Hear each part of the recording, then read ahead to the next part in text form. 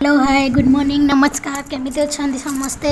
आज मो दिनटी आरंभ होती मु सका पलि आसी आमर हिंगुला पीठ तालचेर तालचेर जो रोज सका आसिक मंदिर में पहुँच सारी। यहाँ मंदिर फ्रंट पेज बहुत लोक फांका थे 10टा पर लोक हमें आम जेहतु सका पलू एत लोक भी नथिले बहुत फांका थिला। आम फ्री भी जाई पूजा करदे चली आसलु।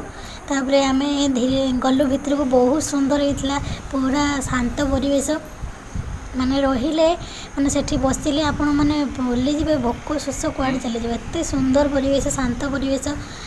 आगर बहुत माने से माँ का आगे जो सिंह दीटा बहुत सुंदर देखा मंदिर भी बहुत बड़ था। मुझे फास्ट टाइम जाइए मुझे देखिए बहुत खुशी लगे बहुत दिन इच्छा थी मंदिर को जावाई जाओ आज मोर माने इच्छा पूरण हो जाए। माँ को मोर बहुत बहुत प्रणाम।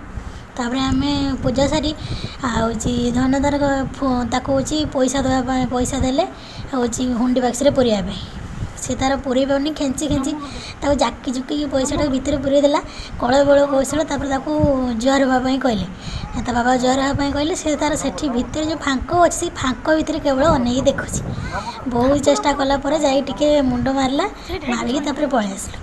ये बुलाबुली किसी समय शांत परिवेश अनुभव करी आम बुले कि बहुत समय प्राय 2 घंटा कि 2.5 घंटा काल रहा आम बाहर आसलु।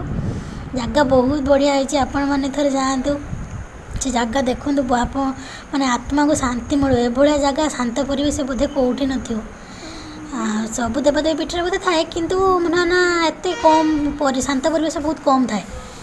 आज छोट ब्लॉग मत केमी लगे प्लीज कमेंट करें लाइक शेयर सब्सक्राइब करें जमार भूलिए। Thanks for watching.